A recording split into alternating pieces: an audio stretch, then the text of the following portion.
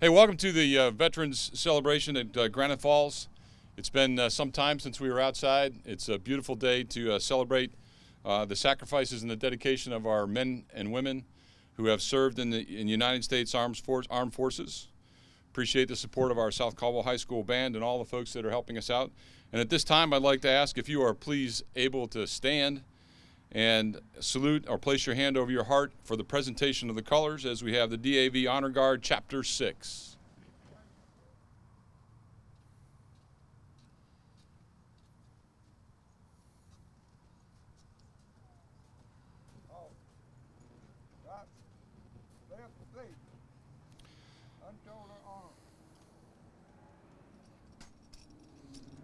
And at this time, I'd like to ask South Caldwell High School's Bella Vosi to sing the Star Spangled Banner for us. Bella?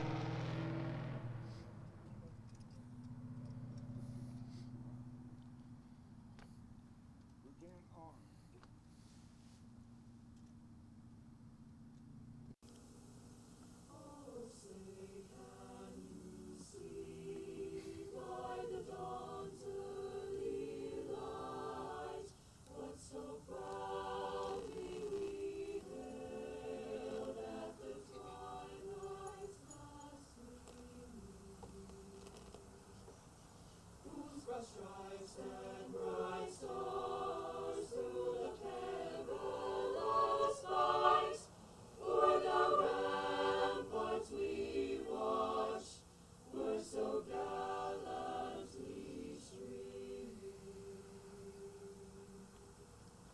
And the rocket's red glare, the bombs bursting in air, gave proof through the night that our flag was still there.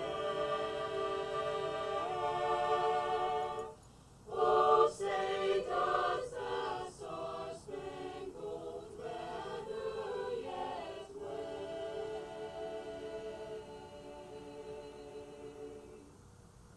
o'er the land of the free, the free,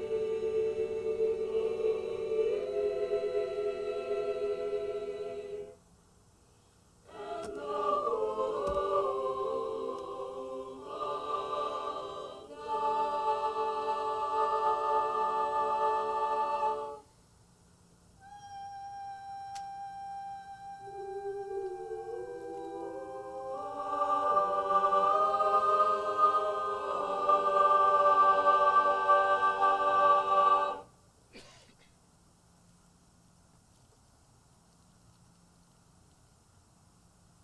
Color guard. Needs hood. Drop. Face. Shoulder. Arm. Mark.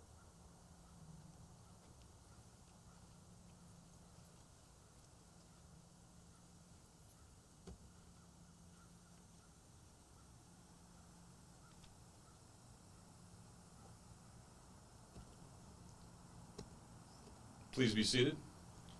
This time I'd like to invite Pastor Leo Fair up for invocation.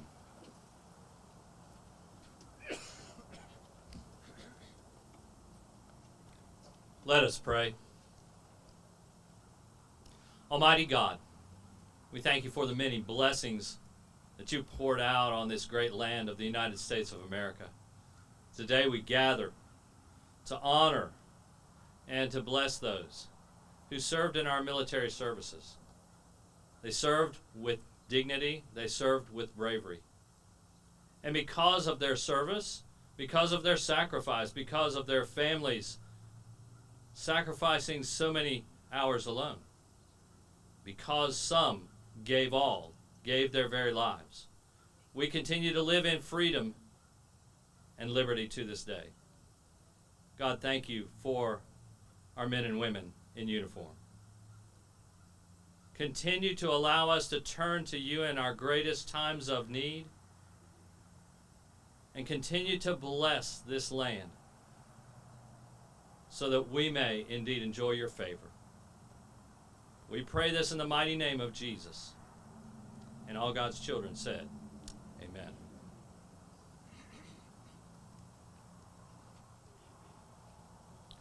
This time I'd like to invite Mayor Barry Hayes to come forward for a welcome and introductions. Thank you very much, Bill. Good morning and welcome to all of you on behalf of the town of Granite Falls. It's been my pleasure to serve as mayor for the past 24 years, and I just thank you for being here at this time to honor the veterans. In November of 2014, the town of Granite Falls dedicated the town's Veterans Monument, which included the inscription of the names of 406 veterans with ties to the town of Granite Falls or the southern end of the Caldwell County. This year, I'm proud to announce that the inscription of 19 additional veterans' names on the monument since our last ceremony. The total now is 623 names on the Veteran Memorial. Before we move further into the program, I want to take a few minutes to recognize some of the special guests we have. And first of all, I want to recognize our most honored guests that are here with us today, which are our veterans. Without the veterans, past, present, and future, the service of the veterans to our great country we would not be blessed with the many freedoms we enjoy as veterans. We're fortunate enough to live in the greatest country on earth, and I would like all our veterans that are able to do so to stand and be recognized at this time. If you are a veteran of the armed forces, please stand and be recognized.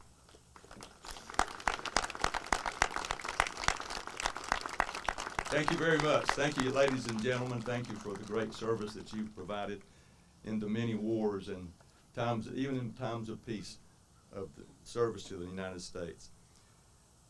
Now I want to recognize the members of the armed forces that are currently serving in our country that may be with us today.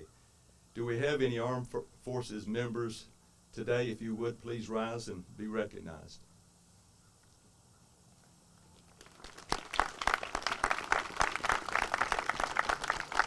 Thank you very much.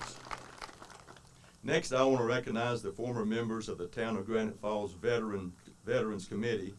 They worked diligently on the Veterans Project of our Veterans Monument that was dedicated on November the 11th, 2014.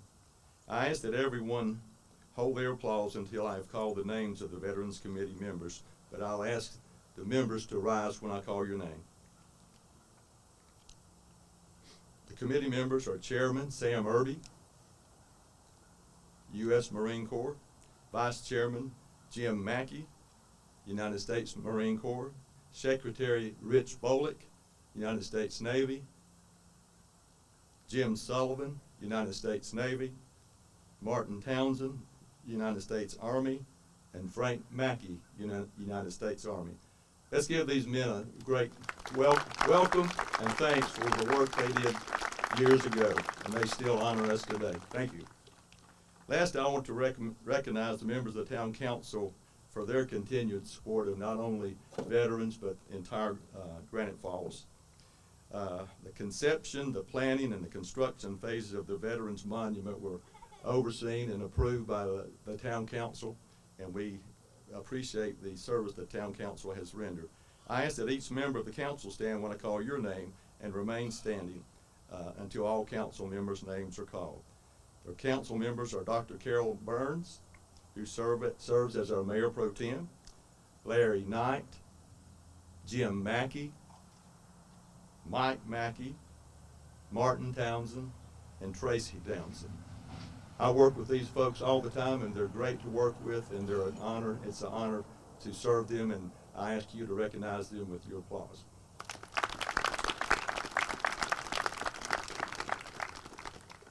Once again, I welcome all our veterans and all our guests to this year's Veterans Ceremony, and we thank you for coming, and we hope you enjoy the program, and I know you will. Thank you again.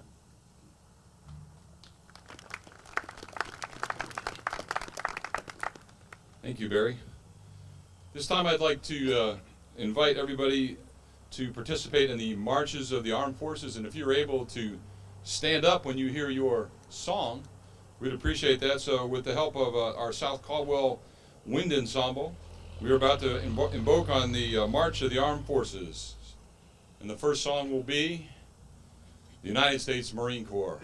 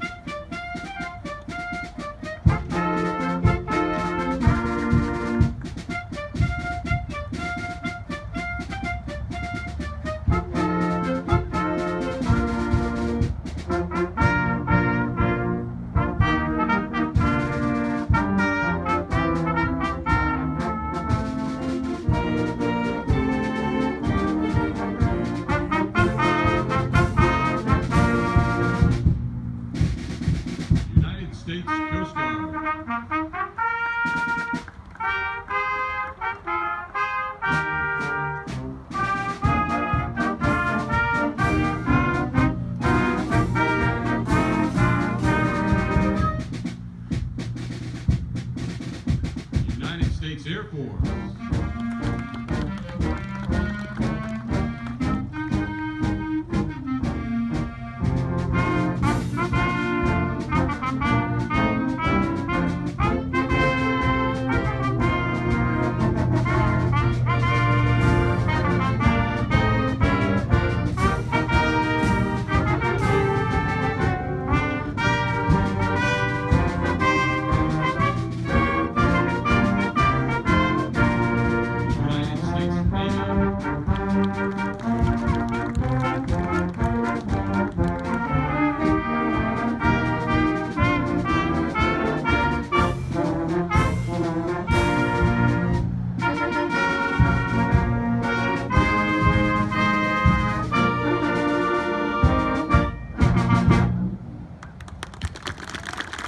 United States Navy. We'll give a round of applause, South Carmel High School's wind ensemble. Thank you very much.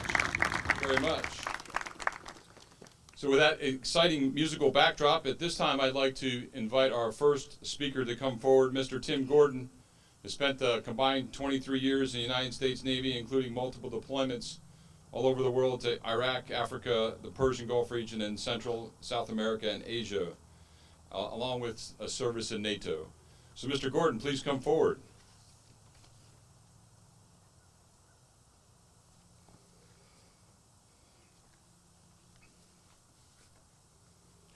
Mr. Mayor, speakers, guests, brother and sister veterans, and everyone who came out today, thank you.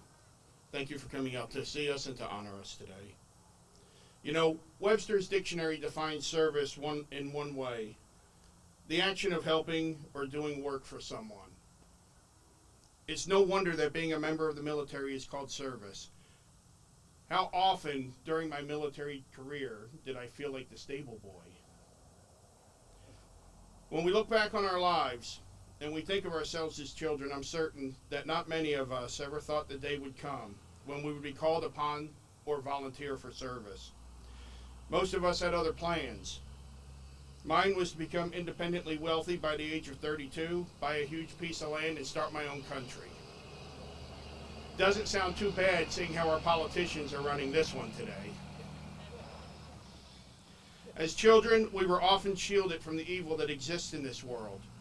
But as we grew older, and the time came when we were called into service, we began to see that evil. We said yes.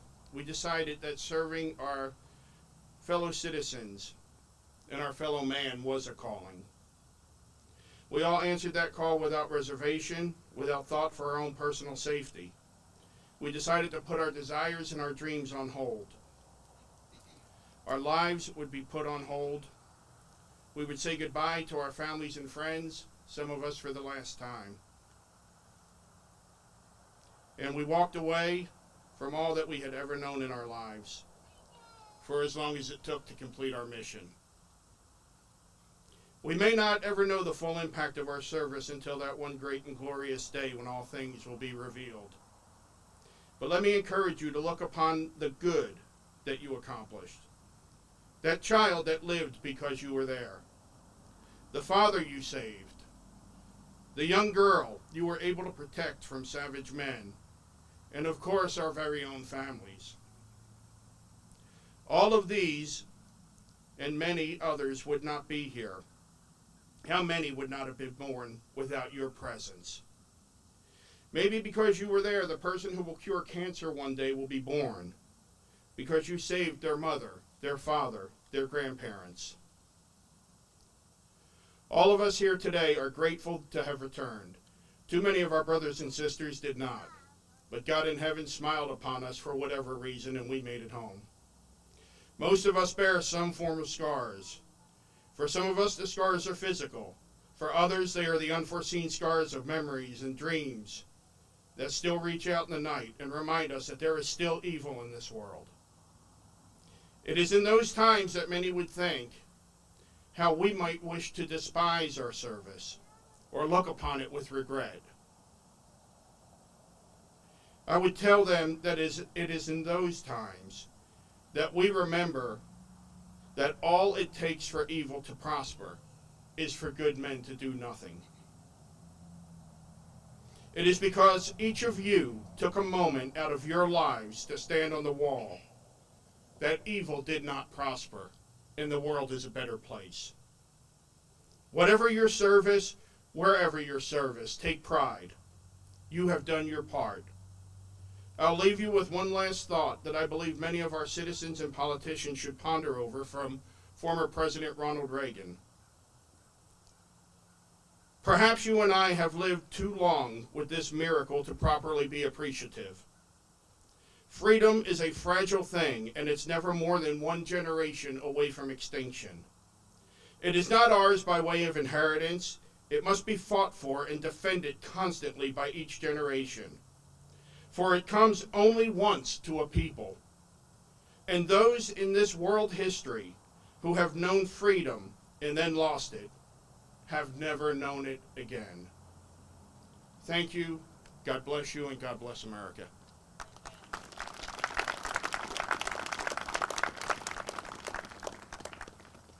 Thank you, Mr. Gordon, for those words of inspiration. This time, I'd like to note there's a small change to our program.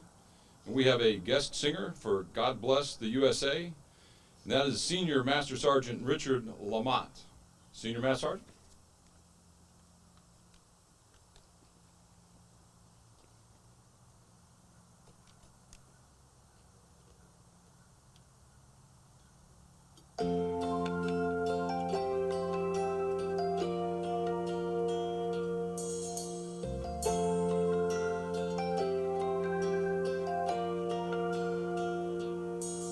If tomorrow all the things were gone, I'd worked for all my life, then I had to start again with just my children and my wife.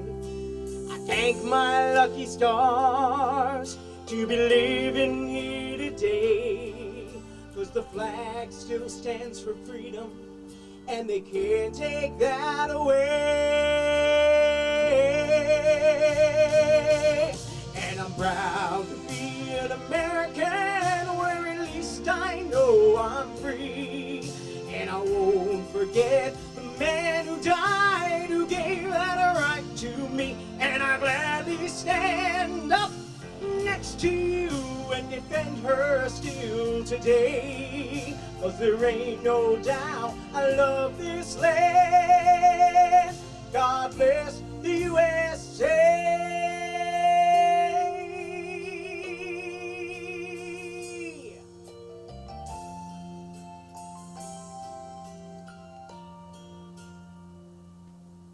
From the lakes of Minnesota to the hills of Tennessee, across the plains of Texas, from sea to shining sea, Detroit down to Houston, New York to LA. There's pride in every American's heart, and it's time we stand and say, and I'm proud to be an American, where at least I know I'm free. And I won't forget the man who died, who gave that right to me. And I gladly stand up next to you and defend her still today. 'Cause there ain't no doubt I love this land. God bless the USA.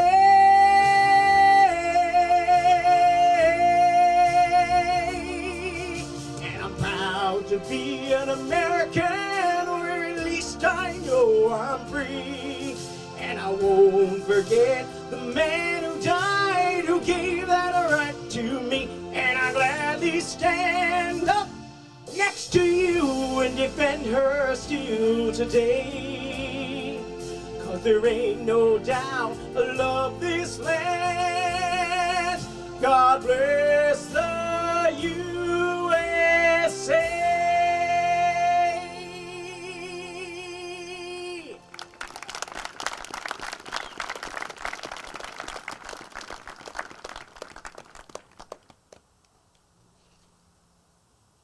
I don't know how to follow up on that, so I'm just going to invite Senior Master Sergeant Lamont, up. He's our next veteran speaker. Well, good morning, everyone. How are we doing? Great. What a great day. What a beautiful day here in Granite Falls, in Caldwell County, in North Carolina, and in the United States of America. Mr. Mayor, honored guests, veterans, and more important, the family members of our veterans, the husbands, the wives, the children, we all serve in our great nation. I want to tell you today really quickly about my story. And you may say, well, he sounds foreign because he doesn't sound like he's from Caldwell County. And I'm not. I'm from Albany, New York originally, and I'm a transplant down here. But I am very happy to be living here in Caldwell County with my wife, Michelle, who joins us today, and our little boy, Hudson Leo Lamont, who is at Lower Creek Elementary School. So I'll tell you my story. My story began as a 10-year-old boy riding my bike to the Albany County Airport to do my favorite thing, which was look at airplanes, watch them take off. But that one particular day was a really important day because it was 1983, and then President Ronald Reagan and Vice President George H.W. Bush came to Albany to do some campaigning. I saw that beautiful blue and white airplane that we know as Air Force One, and I was hooked. I said, wow, look at that. And there's the president, and I just would never know that my journey so many years later, 20 years later, would end up kind of coinciding with those two individuals. And I'll tell you a little bit about that in a bit. I went in the Air Force in 1992 by accident. My best friend at the time, needed a ride to the Air Force recruiter. And I was working in a store, in a jewelry store, and he came in, he goes, hey, my car broke down, I need a ride to the Air Force recruiter.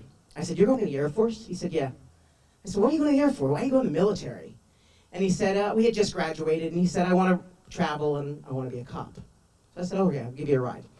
So we ended up in Troy, New York, at the Air Force recruiter's office, and I sat outside and waited for my friend Jeff inside, and the recruiter came out, and those that, my brothers and sisters that have been staring down the eyes of a recruiter will tell you that they have a certain way about them. And he says, what's your story? And my friend Jeff, who's 6 feet tall and muscular, said, no, he's not military. He likes to sing and dance. The Air Force recruiter said, you can sing and dance in the Air Force. We have Tops in Blue. We have the Air Force Entertainment Program. I said, where do I sign up? I went home to my mother and told her I was going in the Air Force that day, and she started crying. And then the family started to bet against me. I wasn't going to last 4 minutes at basic training. And then I wasn't going to last 4 days and 4 weeks and 4 months, and it went on and on and on. And at the end of that time, when I was, out of all of my friends that were in the military, that were going in, including my friend Jeff that I gave a ride that day, I was the only one still in. So I went to basic training at San Antonio, Texas, at Lackland Air Force Base. I went from there to Denver at Lowry Air Force Base to learn how to become a supply journeyman. I had no idea what a journeyman was. I just knew it sounded kind of cool. But I still didn't know how I was going to end up on an airplane someday. So I was a supply specialist. I went to school and learned how to become a supply specialist. I got my first duty assignment to Aviano Air Base, Italy. Wow. For an Italian-American kid from Albany, New York to get to go to Italy, I was so excited. So 1992, I head to Italy. I spent 2 years in Aviano Air Base, Italy, in the northern Alps of the Italian Alps, 1 hour away from beautiful Venice, a couple hours away from Florence. I was loving life. I came home, I learned Italian. I came home, I was so excited to speak to all my Italian-American friends in Italian. But we all know no Italian-Americans speak Italian. So then I went on to Andersen Air Force Base in Guam. That was my second overseas assignment. I loved Andersen so much that I went on to do 2 tours back-to-back there. So I was there for a total of 3 years. Again, still in supply and still as a supply specialist. After Andersen Air Force Base in Guam in the South Pacific, I wanted to go to England. It was one of my dreams to go to England. So I got Royal Air Force Base Mildenhall. Now there's a trend here. Aviano Air Base was my first choice, Italy. My 5th choice was Andersen, but it was still one of my choices. And then my first choice after that was England. So my brothers and sisters that were in the military know that doesn't happen too often, that you get to go to where you want to go to. My best friend, by the way, the guy that I followed in the Air Force, He went to Minot, North Dakota. So, as I was leaving Italy, going to Guam, and now going to England, he was getting out of the Air Force and going on to become a law enforcement officer, and that's where he is today, and so we respect his journey. But I went on to England, and I had a great job in England. I worked for an aircraft parts store, so now I'm a little closer to the airplanes. Those airplanes that I saw, not those airplanes, but airplanes supporting and defending our great nation and the world in the Air Force.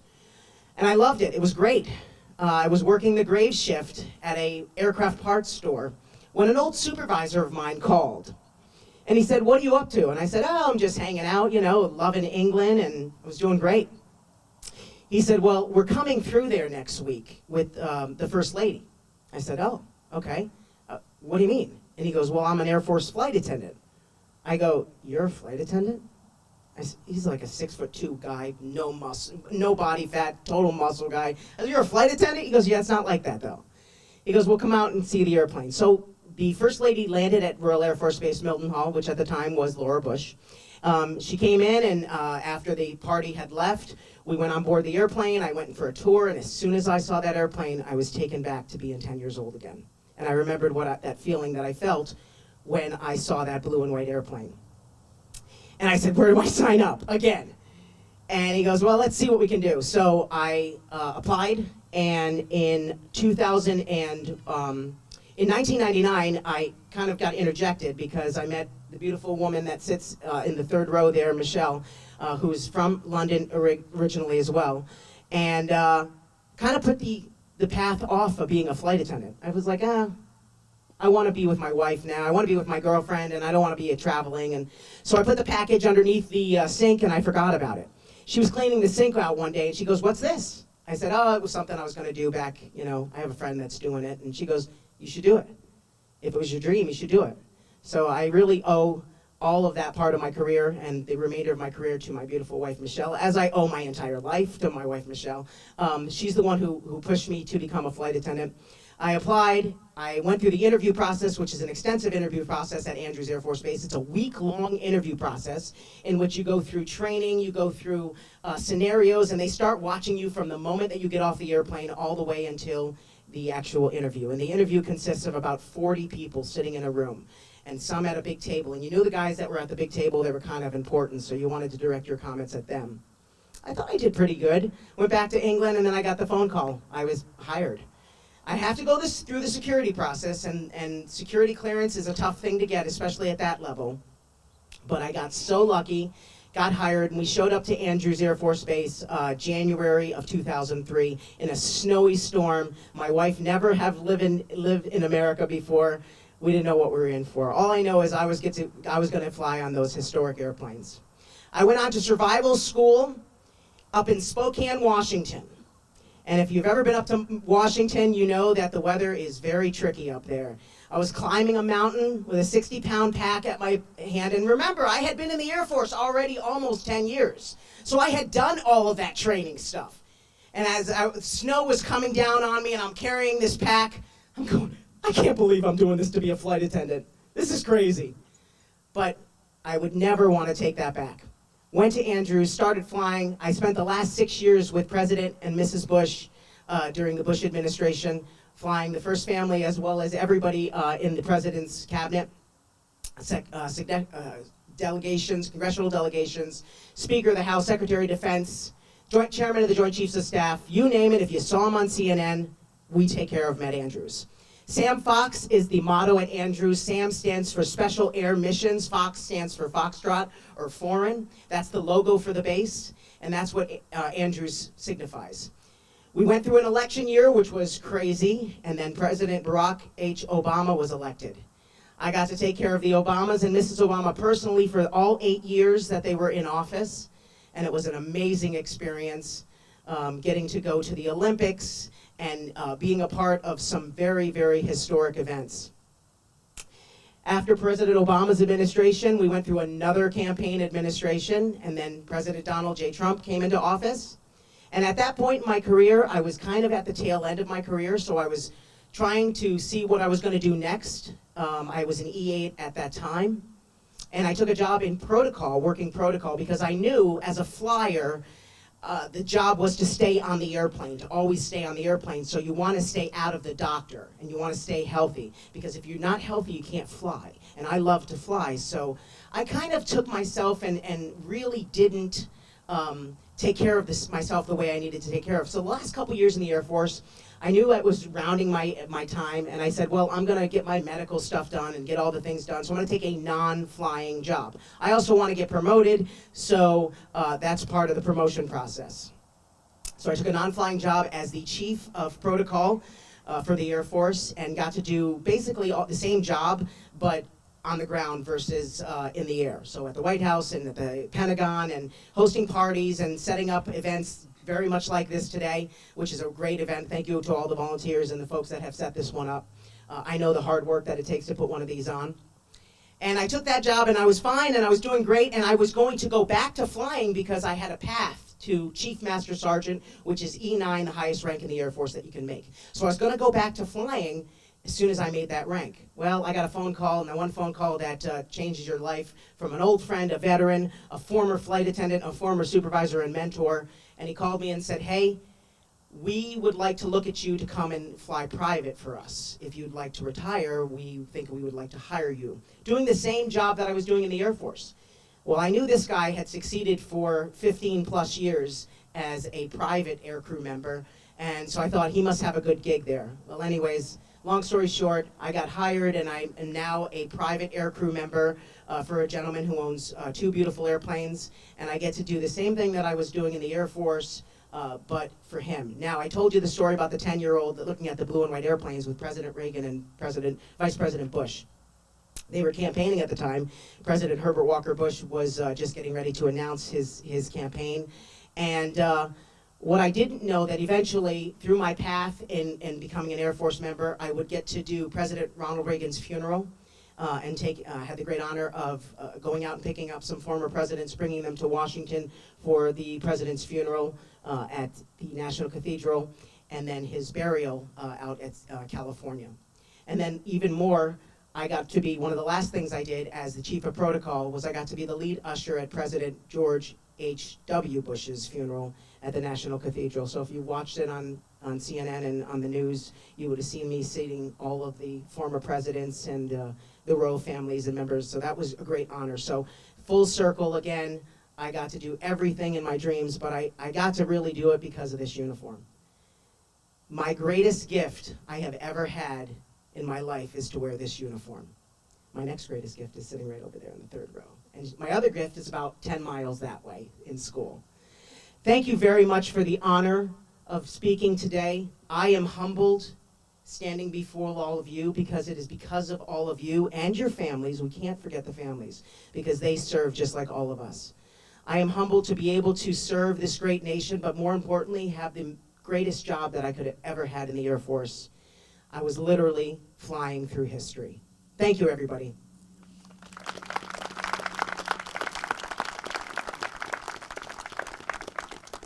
Thank you very much, Richard.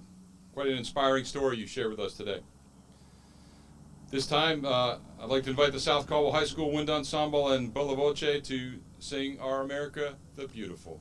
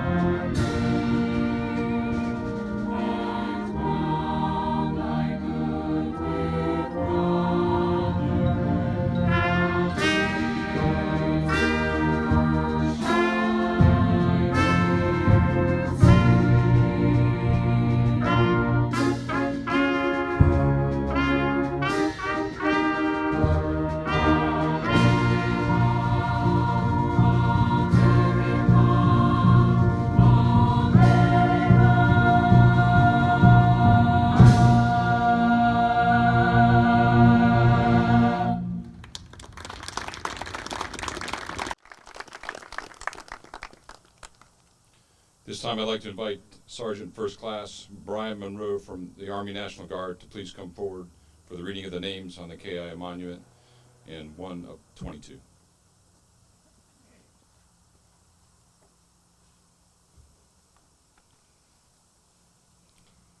Murray R. Fisher, Isaac Party Porch, Lewis Lester Spann, Corporal Joe L. Anderson, United States Army, PFC Rex Roy Annis, United States Army, PFC Walter Bullock, U.S. Army, Private Paul Boyd, U.S. Army, Sergeant First Class Calvin Compton, U.S. Navy,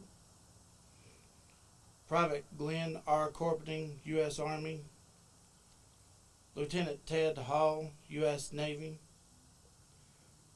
Private First Class William E. Hall, United States Army, Private Carl Eugene Holm, United States Army, First Lieutenant Joe W. Eichard, United States Army, Private Glenn A. Parlier, United States Army, Sergeant Earl C. Poovey, United States Army, Sergeant Walter H. Poovey, United States Army, Lieutenant Percy Robinson, United States Army, Second Lieutenant Robert Sigmund, United States Army, Corporal George Slayton Jr., United States Marine Corps, Corporal John Lee Smith, United States Army, Private First Class Charlie L. Starnes, United States Army, Private First Class Coy Triplett Jr., United States Marine Corps, Staff Sergeant James G. Watson, United States Army, Private James H. Williams, United States Army, Private First Class Glenn Mitchum, United States Marine Corps, Corporal Owen C. Holler, United States Army, Private William J. Lefevers, United States Army, First Lieutenant Joseph Sterl Smith, PFC Scotty H. Ray, United States Marine Corps, Sergeant Terry C. Williams, United States Marine Corps, Senior Master Sergeant David Reed, and Sergeant Lawrence Robert Bowman, United States Army.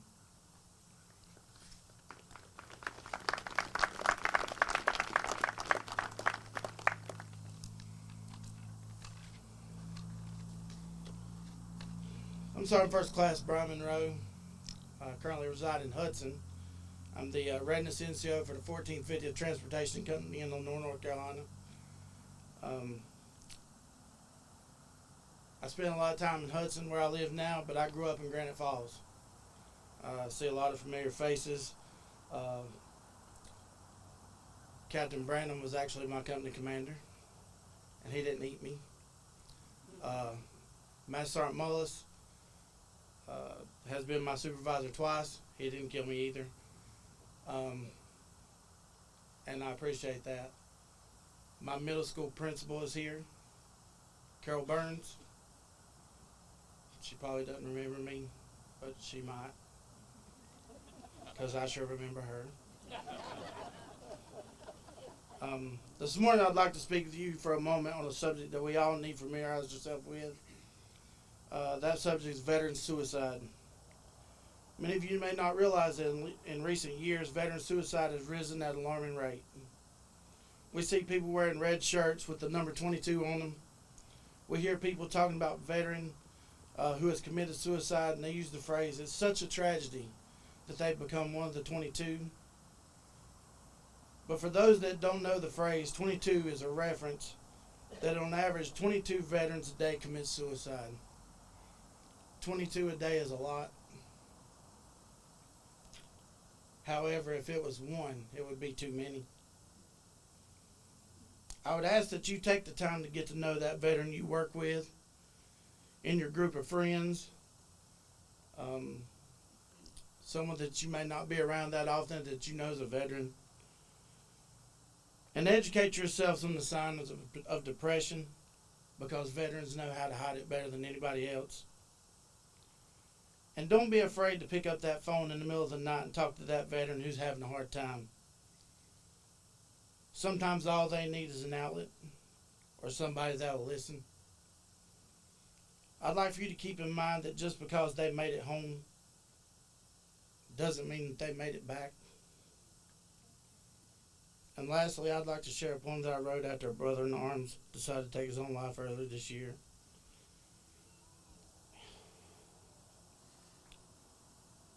And this is for that veteran that may be here today, that in the back of their mind, thinking that suicide may be the answer. I wrote this for you.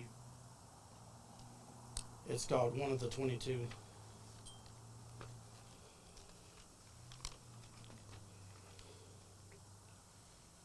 Do you ever wonder what it'd like to become one of the 22 when it's all too much and thoughts of ending it all ensue? Do you think if I've left this world, will people really care? Would they look up and ask God why, as into the heavens they stare? Do you think of the lives you have touched while you've had your earthly stay?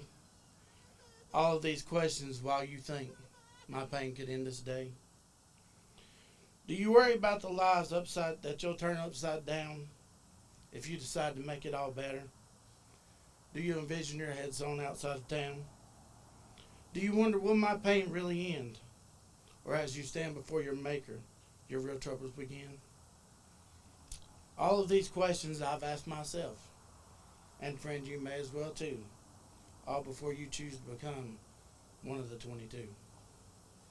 Thank you.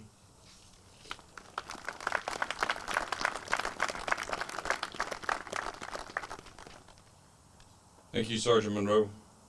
A very sober reminder of some of the challenges that we have, and I would encourage all of you that are here today to lean on each other if you feel like you're in that area, that dark time in your life. At this time, I'd like to invite Aiden and Addison Branham to come forward and present the wreath. Aiden and Addison are the children of Town of Falls Granite Police Department Assistant Chief Captain Bryn Branham.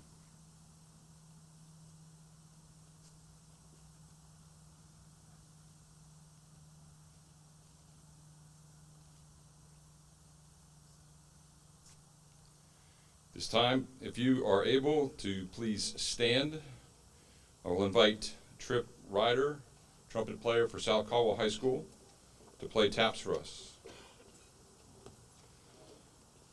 Attention. Present. Arms.